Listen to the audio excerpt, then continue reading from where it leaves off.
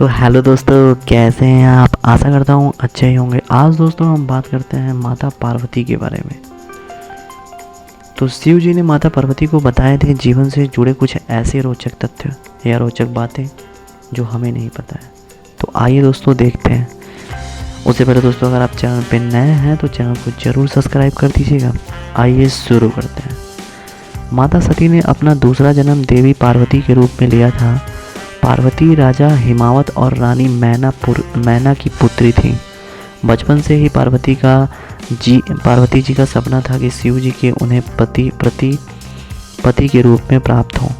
यहाँ तक कि नारद से भी इस बात की भविष्यवाणी कर दी थी कि महादेव की देवी पार्वती ही पति होंगे। जैसे जैसे बड़ी शिव जी के प्रति उनका प्रेम बढ़ता गया। काफ़ी लंबे और इंतजार के बाद, कठोर तपस्या के बाद देवी पार्वती की मनोकामना पूरी हुई और वो भोलेनाथ के साथ विवाह के बंधन में बंध गए। शिव जी महान और परम ज्ञानी थे। वो अक्सर माता पार्वती से अपने अनुभवों और ज्ञान की चर्चा किया करते थे और साथ ही सांसारिक रहस्यों और लोगों की रही दुर्दशा के बारे में बातें बताते थे। आज हम आपको ऐसी रोचक रहस्य बताएंगे जो कि ज़रूर जानना चाहिए। आइए देखते हैं दोस्तों। सबसे पहले उन्होंने बताया कि सबसे बड़ी बुराई और सबसे बड़ी अच्छाई का क्या है। शिव जी ने देवी पार्वती को बताया था कि सत्य ही सबसे बड़ी अच्छाई है और इसीलिए हमेशा सच ही बोलना चाहिए। समस्त संसार सत्य पर ही आधारित है। ठीक उसी प्रकार झूठ सबसे बड़ा पाप होता है और मनुष्य को हमेशा इससे दूर रहना चाहिए। एक झूठ से कई झूठ पैदा होते हैं और धीरे धीरे मनुष्य इसके जाल में फंसता जाता है और वो पापी बन जाता है। नेक्स्ट है, जब कोई व्यक्ति झूठ से दूर रहने का फैसला करता है तो उसे झूठ बोलने की ज़रूरत ही नहीं पड़ती। ना तो वो गलती करेगा, ना तो वो गलत फैसले लेगा और इसी प्रकार वो पाप का भागी से बनने से बच जाएगा। नेक्स्ट है दोस्तों कि स्वयं का साक्षी कैसे बने। अक्सर मनुष्य ये सोचकर गलतियाँ और पाप करता है कि कोई भी उसे नहीं देख रहा है, लेकिन वो भूल जाता है कि यह केवल उसका भ्रम है। शिव जी ने कहा कि मनुष्य को खुद का साक्षी बनना चाहिए।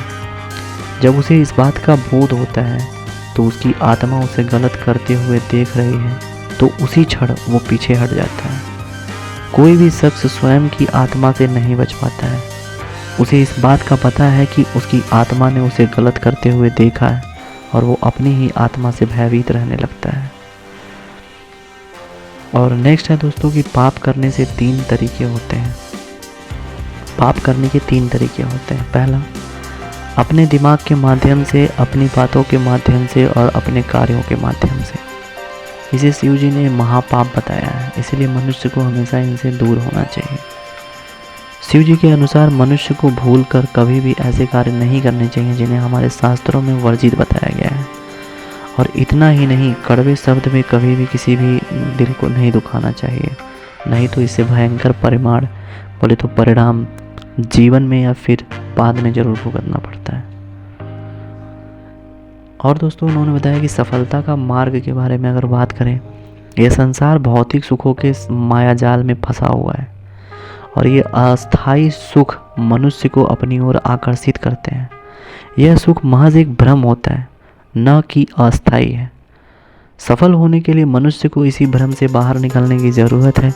और इस संसार में लोग किसी भी चीज़ या फिर दूसरे इंसान के इस कदर जुड़ाव हो जाता है कि वह उसके लिए कोई भी बलिदान देने के लिए तैयार हो जाते हैं। यह असफलता का सबसे बड़ा कारण है। इसीलिए सफलता पाने के लिए मनुष्य को इन अस्थायी सुखों से दूर रहना चाहिए। अगर हम अध्यात्म से जुड़े परिवर्तन की बातें करें तो मनुष्य हमेशा अपने सुखों के पीछे भागता है क्योंकि वो लालची होता है। जैसे पैसे का लालच, प्यार का लालच, प्रेम का लालच, ये सब व्यक्ति के आध्यात्मिक उन्नति के मार्ग में बाधा होते हैं। हालांकि ये जीवन का एक हिस्सा है, लेकिन व्यक्ति को सुनिश्चित करना है कि वह ज़्यादा लालच ना करे। उनके पास इतना हो कि जितने वो खुशी रहे और जीवन व्यतीत करें। तो भोलेनाथ के अनुसार ऐसी चीज़ों को संतुलन करने के लिए योग और ध्यान सबसे बेहतरीन उपाय है। यह मनुष्य को अध्यात्म और ईश्वर के करीब ले जाता है।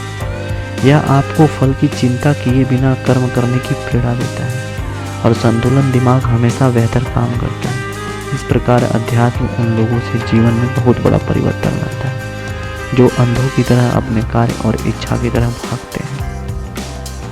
तो क्या दोस्तों ये फैक्ट जानकर आपको कैसा लगा? अगर अच्छा लगा हो तो कमेंट पर जरूर बताएं, और प्लीज़ दोस्तों ऐसे ही इन्फॉर्मेशन वीडियोस फैक्ट देखने के लिए हमारे चैनल को सब्सक्राइब करें। Thank you.